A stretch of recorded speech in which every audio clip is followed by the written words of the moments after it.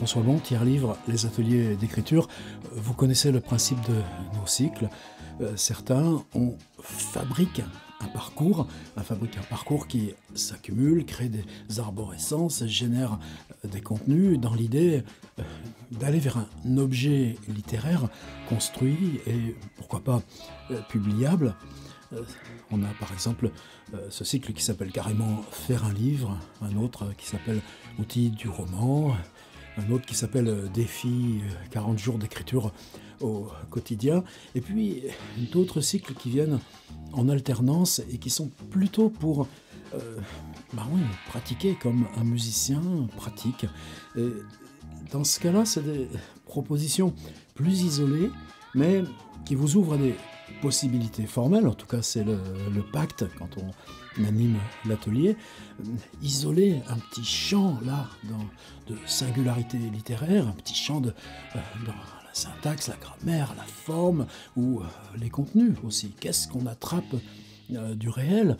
Mais en tout cas, la forme, et puis sur ce tout petit point de forme, développer à quoi, là, en vous, ça peut en appeler, qu'est-ce que ça peut faire surgir qui pour vous soit neuf, en tout cas imprévu, et en quoi cet imprévu aide à développer un projet en cours, en quoi cet imprévu permettent dans vos projets en cours de les amplifier, de développer là des arborescences, ou bien créer des accumulations de matière qui, elles, vont appeler à être réunis en projet. Et ça, ces cycles qui fonctionnent de cette façon-là, il y a un, par exemple, il y a 3 ans, mais qui pour moi aussi a été une vraie découverte dans l'exploration, ça s'était intitulé « Pousser la langue ». Et dans ce cas-là, croyez que c'est vous-même là derrière. Pousser la langue, c'est bien, mais c'est vous qui êtes poussé, là. Enfin, celui qui fait les propositions. Un autre aussi, où j'étais parti en se disant ça va se trouver à mesure qu'on avance, ça s'appelait prendre quoi? Ou prendre à celles et ceux qui travaillent avec d'autres disciplines que la littérature. À quoi ça nous... Qu'est-ce que ça ouvre au récit de travailler, par exemple, avec Chantal Akerman, quand elle fabrique ce film avec une caméra qui tourne là, comme ça, toujours dans la même pièce. Et ce cycle-là, qu'on commence, on est à la 3e, s'appelle Technique au pluriel. Technique et élargissement, et c'est le principe. Il n'y a pas forcément de lien d'une proposition à une autre, mais on avance dans des bassins littéraires dispersés qu'on souhaite mettre à notre service. Et pour cette 3e proposition, ce que j'avais souhaité convoquer, c'est Antoine Volodine. Alors Antoine Volodine, vous savez que c'est déjà un pseudonyme d'un homme qui vit à Orléans, mais il y a très longtemps qu'il publie sous le nom d'Antoine Volodine, avec cette particularité que ses premiers livres, il les avait proposés aux éditions de Minuit et autres, mais finalement il s'est retrouvé dans une collection de science-fiction de Noël. Et puis c'est ensuite qu'on lui a dit non, c'est pas trop de la science-fiction, et que là il est venu chez Minuit, puis ensuite au Seuil chez Fiction. Et Volodine a développé cette théorie. Là, je ne vais pas ouvrir ce dossier, mais c'est facile pour vous, même dans tiers livre, d'en trouver les pistes, ce qu'il a appelé le post-exotisme, c'est-à-dire confronté aujourd'hui à la dureté et l'obscurité du monde. Comment l'écrire? Quelle tâche à la littérature? Et qu'est-ce qu'on tient dans la main? Et pour lui, ça s'est fait en inventant une histoire parallèle de la littérature, mais en inventant des auteurs qui témoignent de cette avancée, j'allais dire, à corps perdu. Le mot corps va être important aujourd'hui. Et pour moi, alors évidemment, tous les livres signés Antoine Volodine témoignent de cet usage-là de la fiction dans un monde absolument brûlé, détruit, mais où c'est encore, nous-mêmes dans notre présent, qu'on cherche nos pulsions, nos utopies mortes. Et ça pourrait culminer dans un livre, pour moi, un petit peu fétiche, que j'ai aussi utilisé ici en atelier, Antoine Volodine, écrivain au pluriel, où c'est tout simplement des biographies, des vies inventées d'auteurs, la stratégie du silence dans l'œuvre de Bogdan Tarassiev. La théorie de l'image selon Maria 313. Des vies complètes, des descriptions d'œuvres, simplement la fiction d'un auteur s'affrontant, y réussissant, publiant ou ne publiant pas, considéré ou totalement oublié, nous renseignant comme par une empreinte en creux sur notre geste à nous, là, voir le désespoir de ce geste. Volodine écrivait. Et parallèlement, est née cette galaxie, alors, par exemple, slogan de Maria Soudaïeva. Volodine, non seulement ça le mettait en colère, mais je ne sais même pas si c'est pas allé jusqu'à un procès, si on disait que Maria Soudaïeva était une création d'Antoine Volodine. Et pourtant, Volodine se présentait comme le traducteur des slogans de Maria Soudaïeva, c'est-à-dire, je crois, 350, quelque chose comme ça, de ces fragments. Il y avait eu une très belle création au Théâtre de la Colline où il y avait 350 femmes là, qui étaient là, sur le plateau, sur l'immense plateau, chacune ayant à dire une fois un des slogans, autant d'actrices là que de slogans à dire une fois dans la durée du spectacle. Égarez-vous, ombre des marges, courez, frappez. Frappez, il ne vous sera jamais pardonné. Frappez, pensez à celles qui sont restées. Frappez, pensez à nous. Courez, frappez. 304. Oublie la gangue amère, disparaît, frappe. 305. Sors de la gangue amère, cours sur les galions jaunes. 306. Pense aux infantes number 1000, n'oublie rien. Oublie la gangue amère. 307. Si tu entends ta main qui se décharne, égare-toi. Oublie la langue amère. Et Soudaïeva fait partie maintenant de notre paysage. Simplement, le traducteur, Volodine, présente aussi la biographie, là, signée de son nom, de Maria Soudaïeva. Il explique comment ce manuscrit lui est tombé entre les mains. Il explique les inconnus. On ne sait pas ce qu'est devenu cette Maria Soudaïeva. Et si on dit, tiens, Volodine invente Maria Soudaïeva pour aller plus loin dans sa fiction et faire qu'elle aille chanter depuis là ces endroits là de la folie, de la destruction, ça rentre dans le champ de la fiction, c'est HAMP. Si par contre on dit le traducteur Volodine, voilà ce qu'il nous ramène d'un récit d'exception d'une femme disparue dans la folie et la destruction, qui ne sont pas si éloignés de ce qui se passe en notre pays même, à ce moment-là, les slogans, on les lit autrement. Et dans cette galaxie, par exemple, Lutz Bassmann. Lutz Bassmann, c'est quelqu'un qui, pour des actes politiques, est condamné à la réclusion à perpétuité dans une centrale. Je simplifie, mais pas tant que ça. Or, des histoires politiques ou terroristes ayant entraîné la mise en centrale de personnages, y compris intellectuels, y étant associés, on peut décliner chacun la liste, on les connaît. Que ces types écrivent en prison, fassent parvenir des manuscrits à l'extérieur, puissent arriver à publier à l'extérieur, ça encore, c'est pas extraordinaire en soi. Oui, mais qu'est-ce qu'il dit, ce Lutz Bassmann? Qu'est-ce qu'il invente? En quoi cette réclusion criminelle à perpétuité le pousse, lui, dans la folie? Mais que ce lien avec les aventures politiques, activistes, avec crime, donne à cette lecture un poids qu'il n'aurait pas sinon. Lutz Bassmann, lui, il est publié chez Verdier, il y a 3 ou 4 livres, c'est une œuvre en soi, c'est un écrivain entièrement, Lutz Bassmann. Est-ce qu'il est une création plus à part que celui qui est chez Minuit, puis avant chez De Noël, machin de Présence du futur, ça s'appelait cette collection, puis maintenant Seuil, Fiction et compagnie s'appelle Antoine Volodine. Il n'y a pas plus de distance à l'auteur quasi anonyme qui vit à Orléans et qui signe Antoine Volodine que de cette personne tout aussi inconnue qui signe Lutz Bassmann et produit une œuvre chez Verdier. De la même façon, Et bizarrement, il y a des récits jeunesse.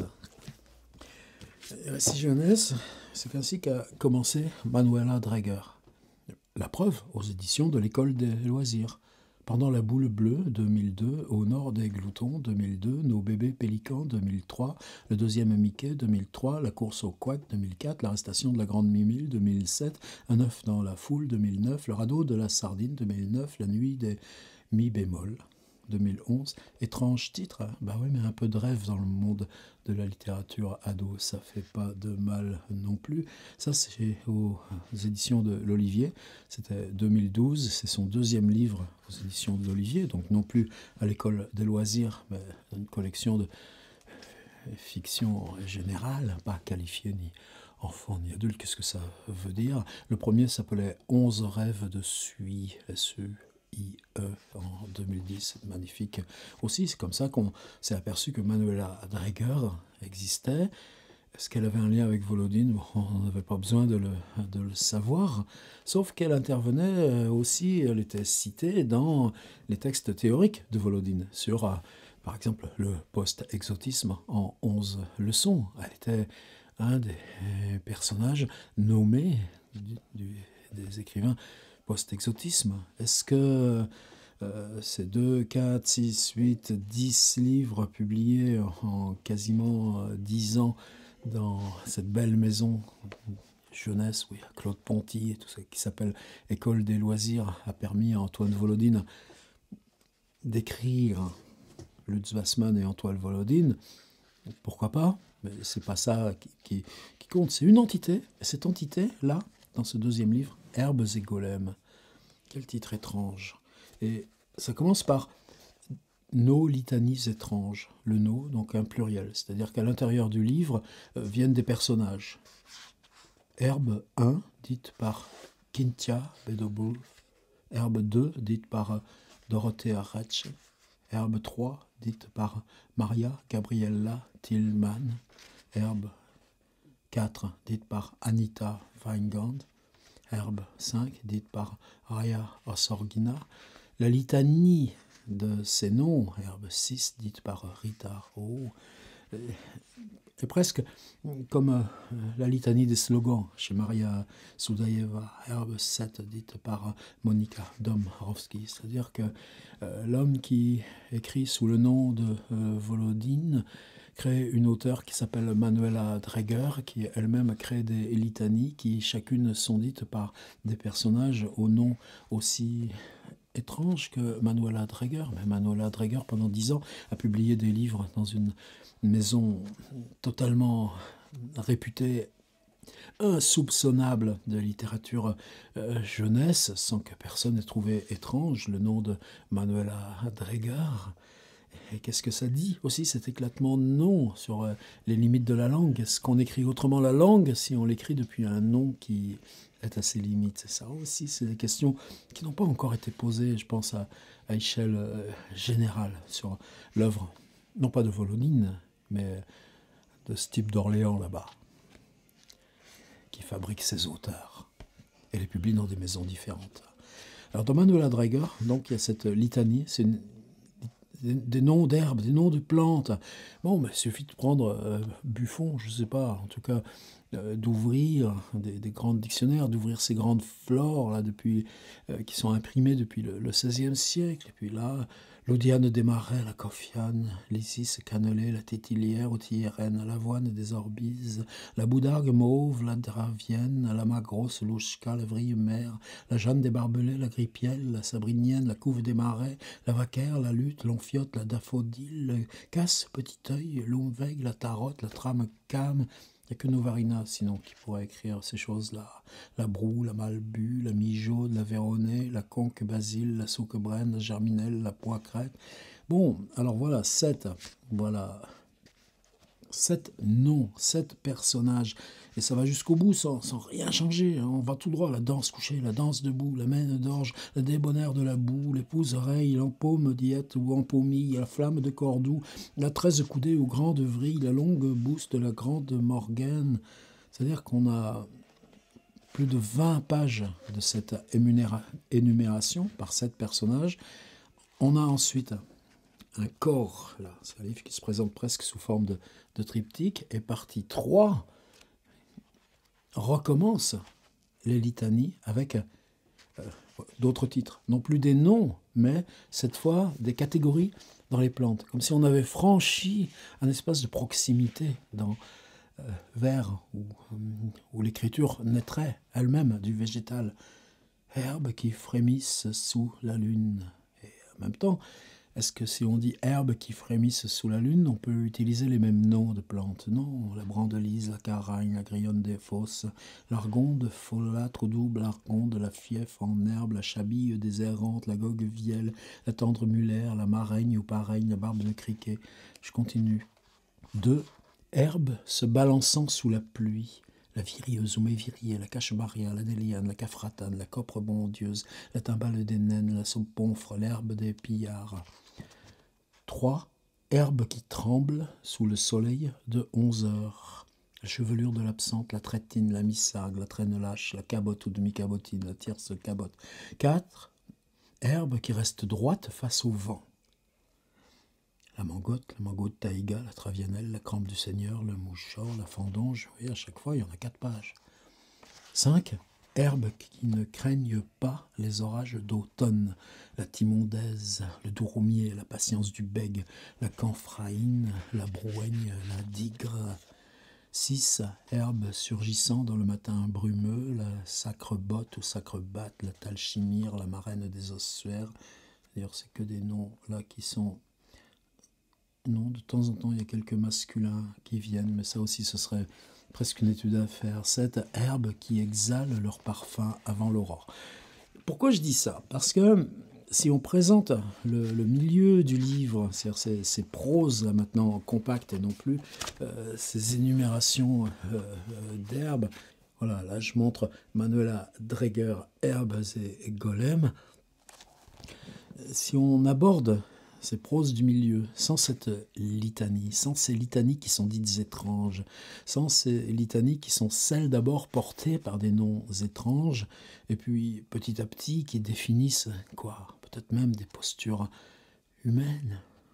Herbes qui frémissent sous la lune, herbes se balançant sous la pluie, herbes qui tremblent sous le soleil de 11 heures, herbe qui reste droite face au vent. C'est une posture de langue qui passe par la matière, le charroi, la poétique de la langue. Et si on installe ça dans un amont et qu'on le retrouve, mais poussé encore plus loin, dans un aval, les proses qui sont au milieu, elles sont débarrassées.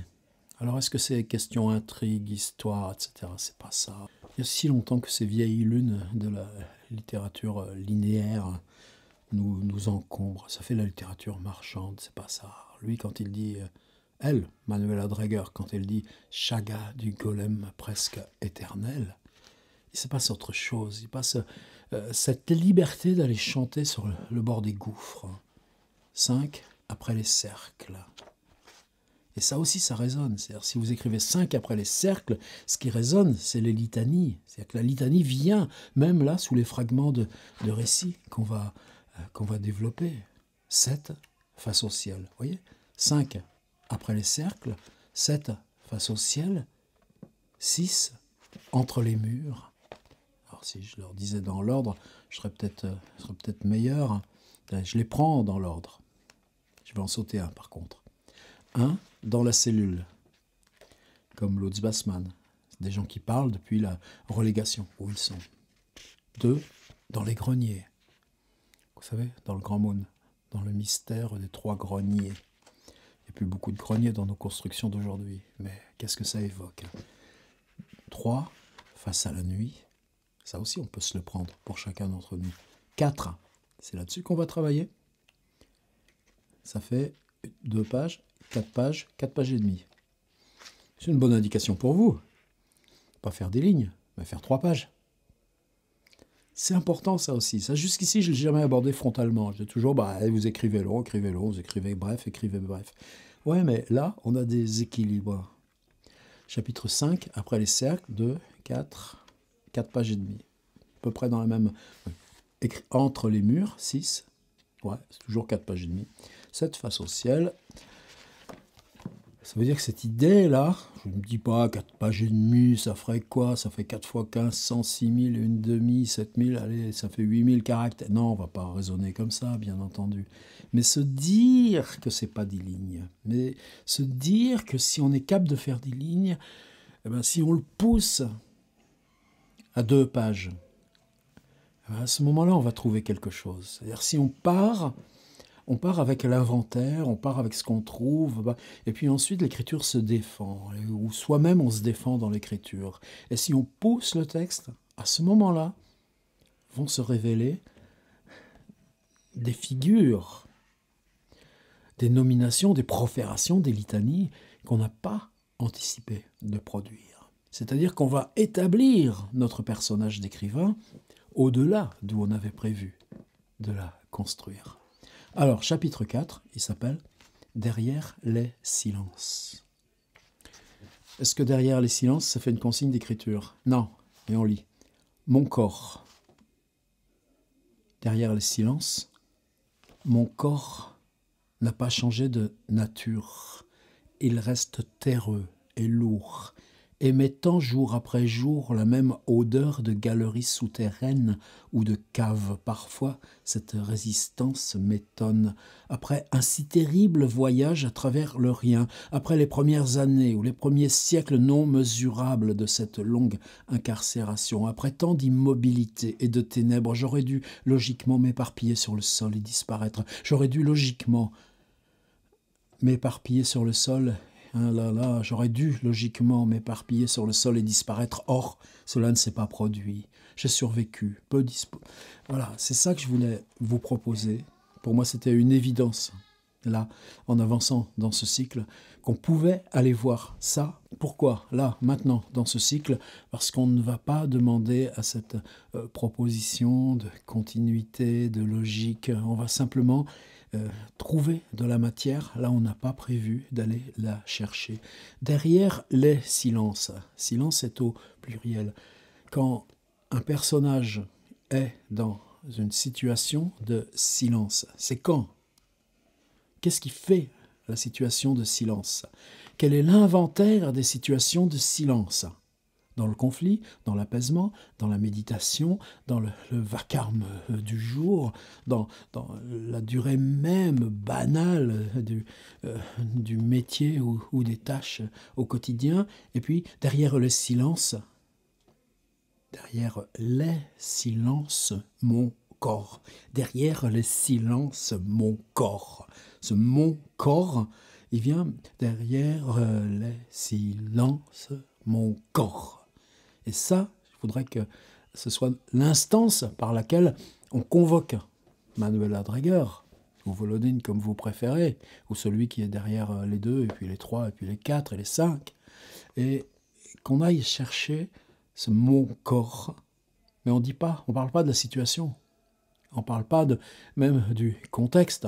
On ne parle que du corps, on parle de l'épaisseur du corps, on parle du corps qui se tait. Derrière les silences, mon corps. Ça veut dire que le travail mental, ce qu'on n'écrit pas, en quoi le travail mental dans ce qu'on n'écrit pas fait partie du récit.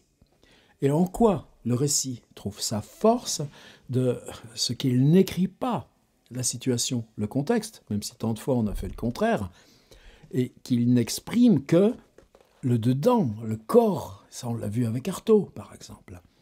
Ce mon corps dans ces situations.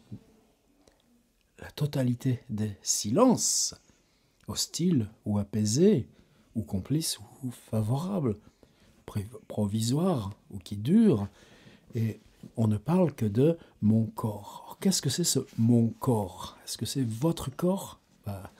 Quel est le corps de celle qui parle ici? Manuela Dreger. Le mon corps est celui d'une instance écrivain qui s'appelle Manuela Dreger, qui publie aux éditions de l'Olivier.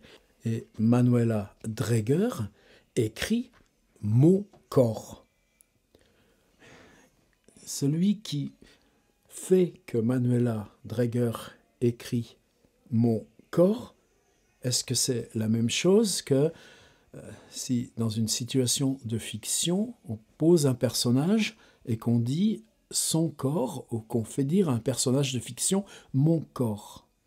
Le personnage de fiction n'existe plus chez Volodine, on en retire l'instance, et on en retire l'instance en lui conférant l'autorité, le mot lourd, l'autorité de qui écrit et publie et a une identité d'auteur. 10 livres en 10 ans à l'école des loisirs, c'est pas rien. Et publie aux éditions de l'Olivier des romans. Des romans? Non, il n'y a pas écrit roman. Oh là là, non. Mais publie aux éditions de l'Olivier un livre qui s'appelle Herbes et Golems, qui commence par ces litanies étranges de 7 noms qui répètent encore comme ça dans une diffraction le nom de Manuela Dreger et qui se réunit ensuite là dans ces autres chapitres, Herbes sous la lune, sous la pluie, qui résiste au vent, contre le soleil. Et donc quand elle écrit Mon corps, Manuela Dreger, comment vous allez retrouver cette distance? Alors on peut l'annuler la distance, derrière les silences. Et puis allez-y, sur votre corps. Si c'est ça dont vous avez besoin, eh ben, on ne va pas se priver de le faire. Peut-être qu'aujourd'hui, d'ailleurs, je le fais ça parce que... je me suis cassé la gueule. Tombé, chute, et cette instance où c'est pas finalement qu'on se prend le pied dans un obstacle, c'est que dire, tout d'un coup, cette fraction de seconde où il n'y a plus d'équilibre et il n'y a même plus moyen de se protéger. Peut-être que c'est ça qui a fait que... Là, je sais très bien ce que je vais faire la semaine prochaine, mais j'ai décalé. Peut-être que là, aujourd'hui, pensez à ce texte de Henri Michaud qui s'appelle « Le bras cassé ». Vous voyez, c'est des choses là où on est... ça vaut le coup. Je n'avais pas prévu de vous en parler. Même au début, là, je mettais comme ça la manche dessus pour pas que vous le voyiez. C'est pas grave. Laissons ça. La question, c'est mon corps. Si vous devez travailler sur le mon corps qui vous appartient, directement, frontalement, mais derrière les silences, peut-être là il y aura une écriture. Et regardez les mots qu'utilise Volodine, Manuela Dreger. Nature, terreux, lourd. Odeur, galerie, souterraine, résistance. Terrible voyage, le rien. J'aurais dû. On avait fait, dans le travail sur le carnet, une séance sur le j'aurais dû. Le mot, l'humidité, ennui, transformation, poussière. En dehors du mot et de mon corps qui n'ont subi aucune modification, rien ici ne ressemble à ce que j'ai connu autrefois, etc., etc. Vous ne vous rendez pas prisonnier du texte de Manuela Dreger. Restez dans le titre. Hein. Derrière les silences. Et si on est derrière les silences, si vous n'êtes pas prêt à écrire « Mon corps », c'est-à-dire écrivez le titre « Derrière les silences », à la ligne. Si vous n'êtes pas prêt à écrire « Mon corps », c'est que le texte n'est pas prêt. Si derrière les silences, à la ligne, « Mon corps » arrive, là vous êtes prêt. Et allez-y, non pas sur les 10 lignes qui vous viennent, j'allais dire, là, directement dans la vie du clavier, mais 10 lignes, oui, mais poussez à la fatigue. Fabriquer des renversements, fabriquer des transpositions. Vous savez qu'on fait ça aussi en musique. Vous jouez ça là en haut du manche, la première position, hop là, je pense au violoncelle. Là, vous faites une transposition à la 5e position. Et qu'est-ce que ça donne, la même figure? C'est comme ça aussi, écrire. C'est ces variations. Et c'est comme ça qu'on fabrique un récit qui s'amplifie. La question de l'amplification du récit, ça aussi, on va y revenir tout bientôt, dans ce cycle technique et surgissement.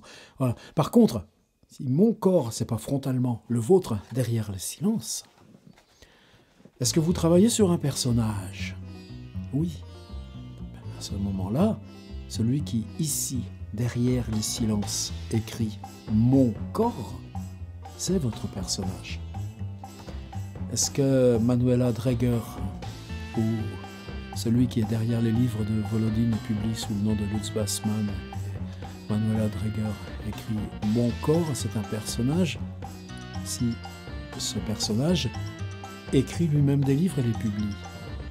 Là, ça devient un tout petit peu plus compliqué. C'est-à-dire que derrière les silences, mon corps. Si nous, ça nous donne l'injonction de nous dire, oui, ça peut être un personnage, mais oui, ça peut être un petit au-delà du personnage. Là où le personnage trouve son autorité parce qu'il écrit et publie. Là où il n'est plus votre créature, mais a trouvé de lui-même et contre vous sa propre autorité. Derrière les silences, mon corps. À ce moment-là, ce sera le mon corps écrit par Manuela Dreger. Et nous, on a peut-être quelque chose à trouver, à essayer. Et c'est pour ça que moi, je l'ai inventé, sans rien savoir encore ce qu'il y a devant, ce cycle qui s'intitule Technique au pluriel, surgissement au pluriel. Allez donc voir s'il y en a d'autres qui ont fait ça ailleurs. Non ? À la semaine prochaine.